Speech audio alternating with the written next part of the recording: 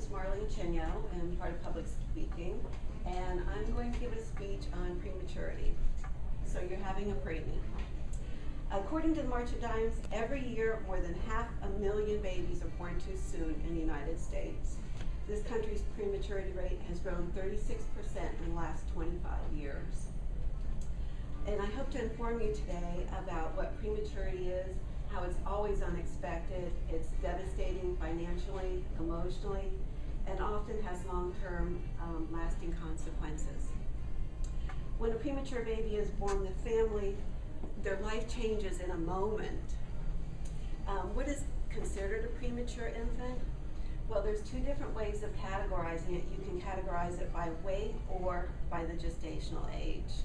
An extremely low birth weight baby weighs less than 1,000 grams. A very low birth weight baby weighs between 1,000 and 1,500 grams. And a low birth weight baby weighs less than 2.5 grams. And after that, they're usually considered term. As far as gestational age, it depends on how early the baby's born. A late preterm is 36 to 34 weeks. A preterm is 32 to 34 weeks. And a very preterm is less than 25 weeks. Extremely premature is 24 weeks. I've brought here a chart according to the Mayo Clinic that shows what preterm is, like 24 weeks. It shows that they should be like 1.4 pounds, or in kilos, 0.65 kilos. This little baby here is a baby that I primaried for 16 weeks. She was in the nursery. She was a 23-weeker. And she weighed 543 grams, which was 1.2 pounds. In the photo here, you can see she's like in the front of the photo, and the bear is in the back. And usually, you've taken photos before where the thing that's in the front of the photograph is usually larger. This is the bear that's in the back. So you can get some kind of an idea of how small she actually was. This other photo of her here has my wedding ring on her leg. And my wedding ring today is a little bit tight on me, so you can get an idea of how small she actually is. This is a premature baby's diaper.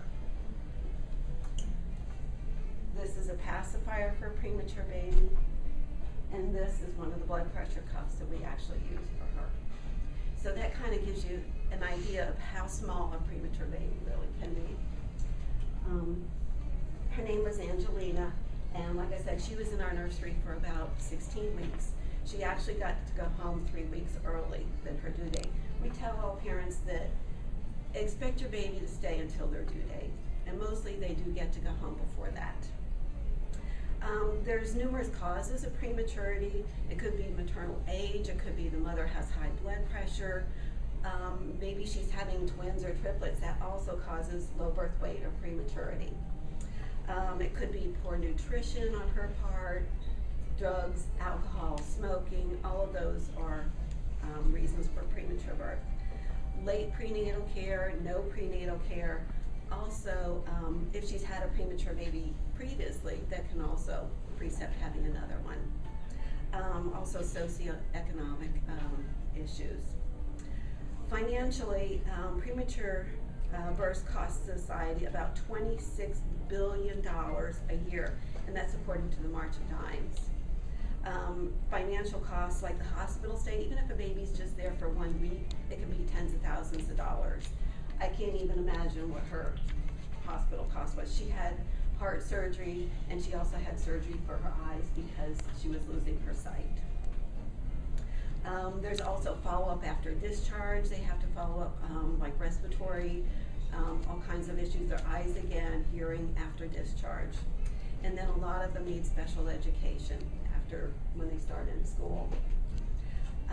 Then there's the emotional cost that these parents go through too. There's always guilt on the mom. What did I do wrong? Anger, why did this happen to me? Anxiety, maybe they can't visit their baby every day. How's he doing? I can't see him, I can't hold his hand. They don't know I'm there. Depression and frustration.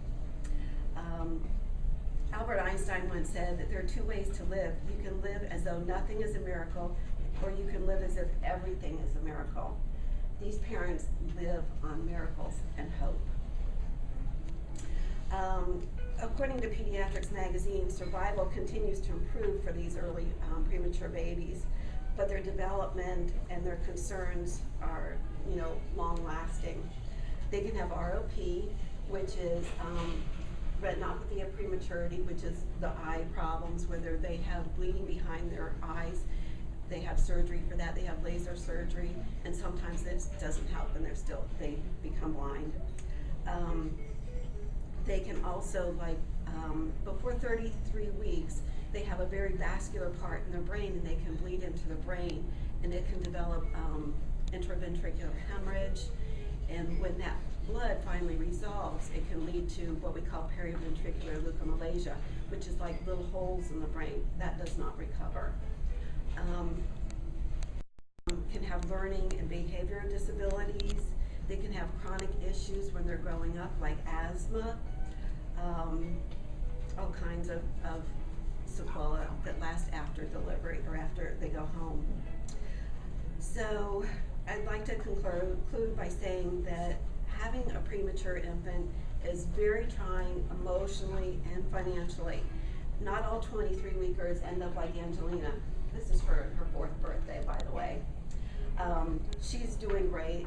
She didn't end up with any health issues. Even her eye surgery went well for her. Usually there are long-term consequences, not only for the baby, but also for the family. Angelina was one of the lucky ones.